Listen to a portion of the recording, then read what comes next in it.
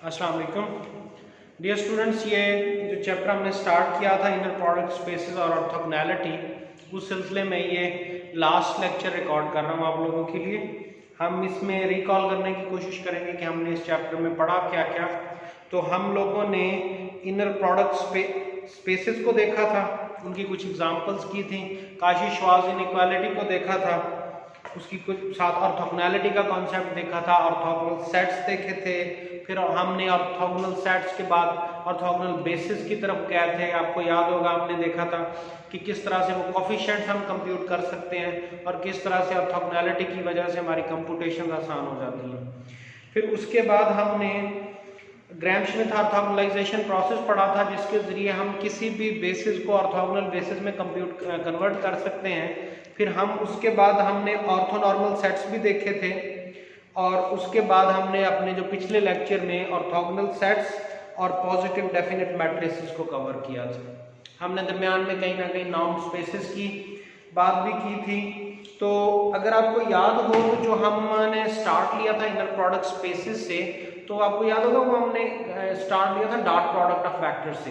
तो dot product of vector से जो आइडिया वो जनरलाइज होता है और फिर हमने ये कहा कि this is particular kind of inner product. और फिर अगर आपके पास किसी भी किस्म की वेक्टर स्पेस हो तो आप उस वेक्टर स्पेस के ऊपर इस तरह के इनर प्रोडक्ट डिफाइन कर सकते हैं और जो Rn से जो हम आइडिया लिफ्ट करते हैं वो किसी भी वेक्टर स्पेस के ऊपर अप्लाई करके हम उसके स्ट्रक्चर को समझने की कोशिश कर सकते हैं।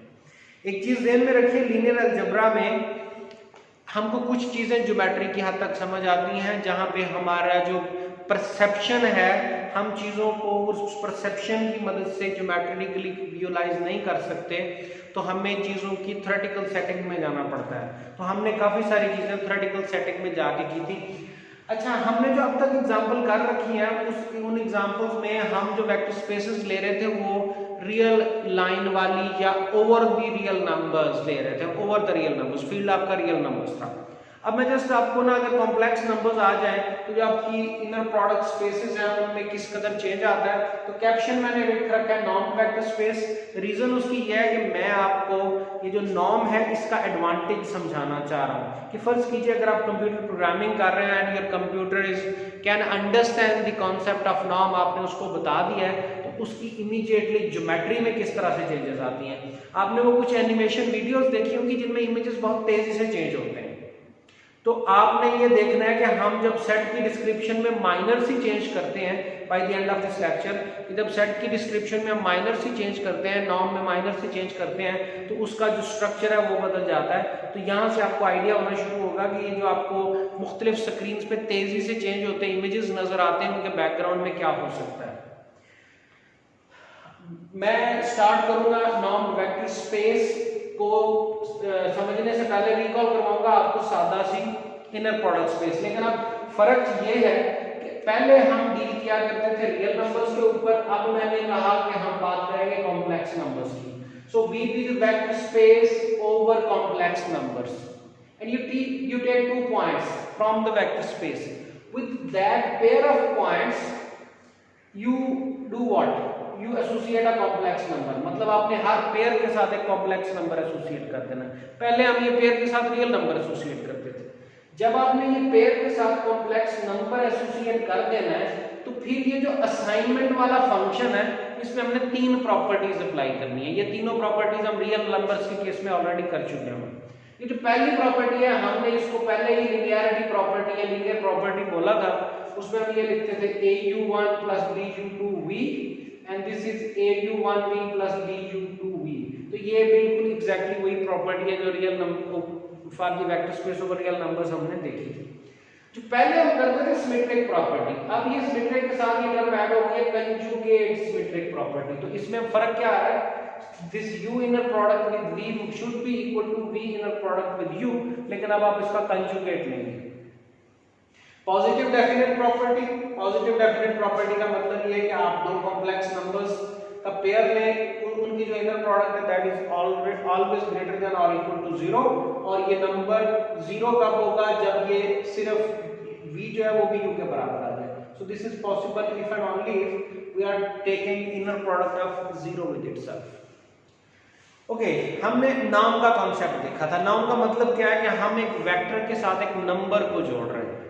सो वी, अब पहले हम सिर्फ रियल नंबर्स तक रुक जाते थे, अब बीच में हमने इस कॉम्प्लेक्स नंबर्स वाले सेट को भी ऐड कर दिया।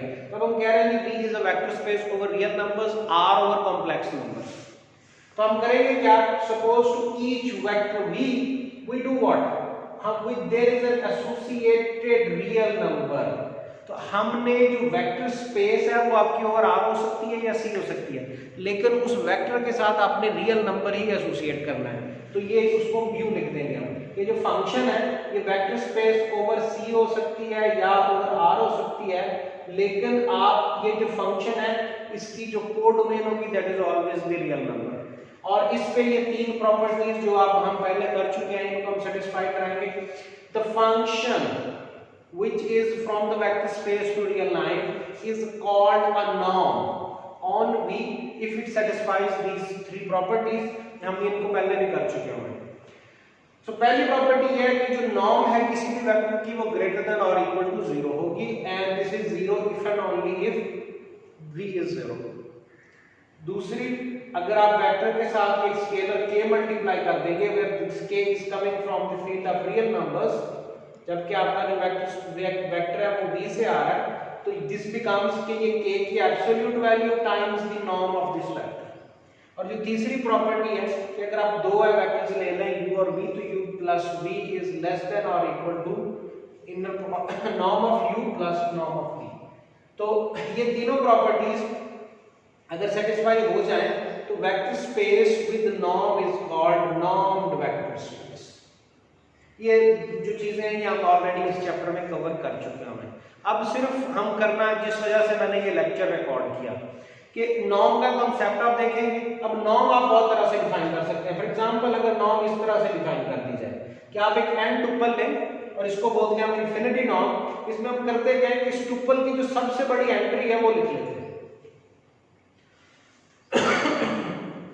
ओके, जो सेकंड है नॉर्म, इस और आप गौर करेंगे तो ये जो नॉर्म है ये नॉर्म की तीनों प्रॉपर्टीज को सेटिस्फाई नहीं करेगी।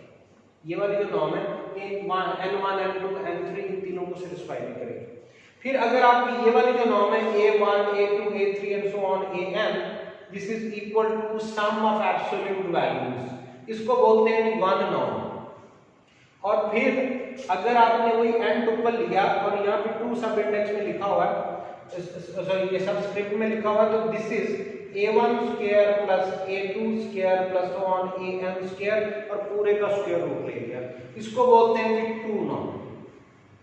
इसका मतलब ये है कि हमने ये जो तीन तरह से नॉर्म्स को डिफाइन किया था, अब अगर फर्ज कीजिए मैं इसको R2 की दुनिया में समझने की कोशिश करूं, तो मैंने इस साइड पे कुछ एग्जांपल्स बना रखी हैं।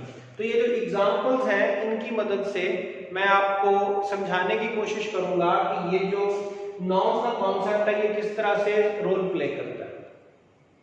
तो देखिएगा ये तीन सेट्स हमने डिफाइन किए।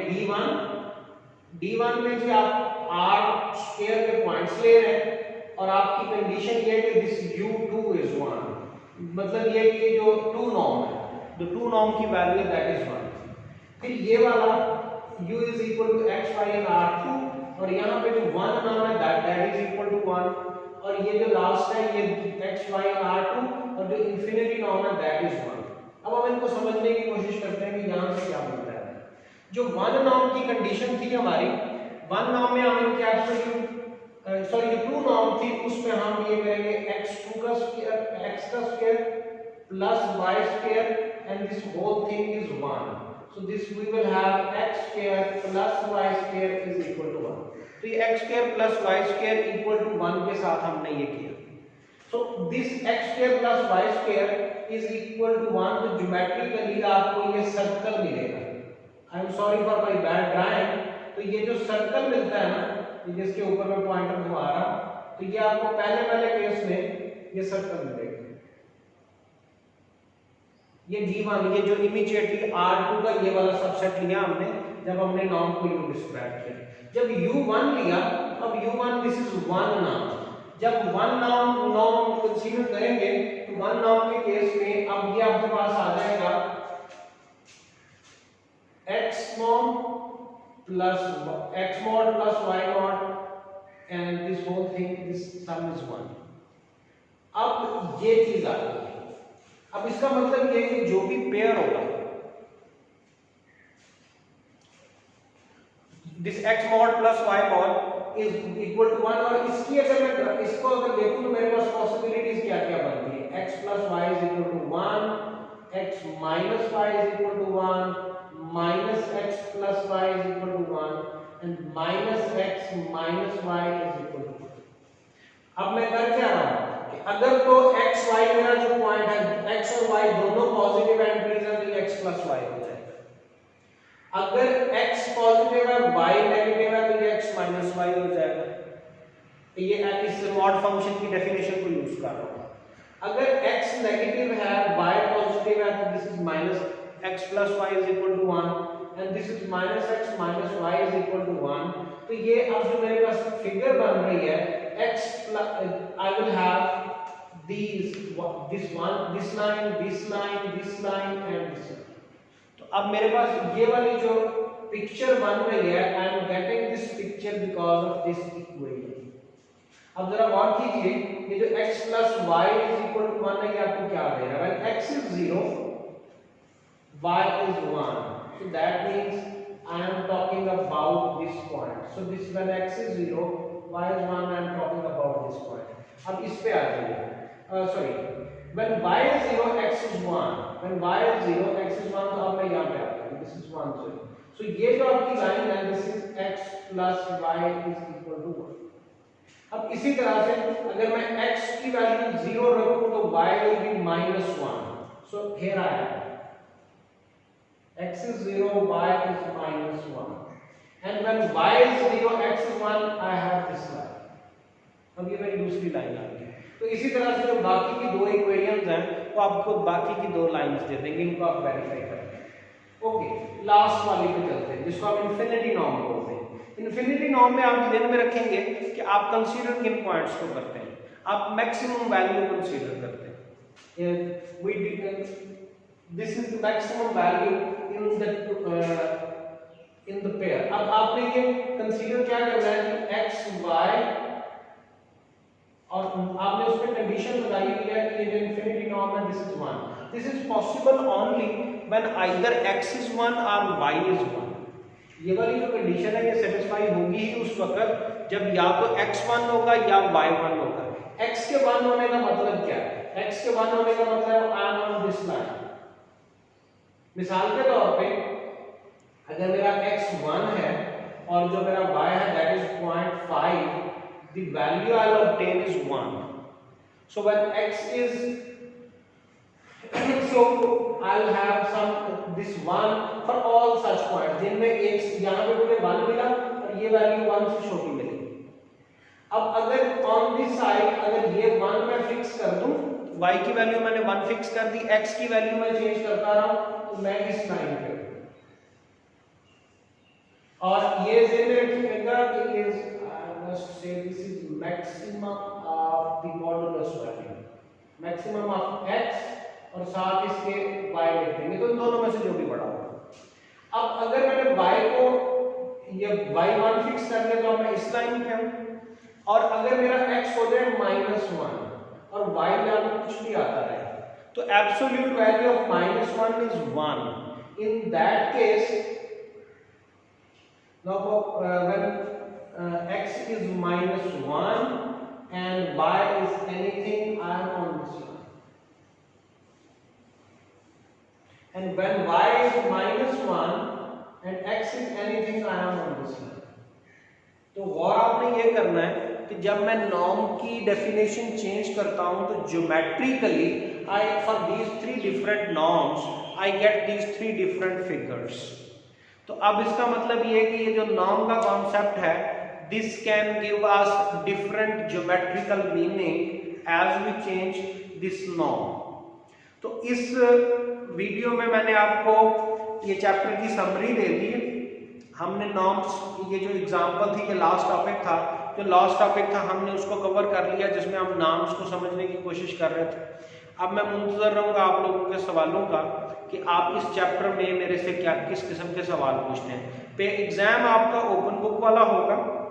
तो अब मेरी एक एग्जाम का एक सिग्निफिकेंट पोर्शन मैं आपसे पूछूंगा कि जो कॉन्सेप्ट आपको मैंने समझाया ये किस तरह से रियल लाइफ में अप्लाई हो सकता है। तो डिस्क्रिप्टिव नेचर के एप्लीकेशन ओरिएंटेड सवाल आपसे पूछे जाएंगे। आपको इसमें कोई अभाव हो, you can text me, you can ask your questions and I will be trying to respond to your questions. इस वीडियो के लिए इतना ही, बहुत शुक्रिया।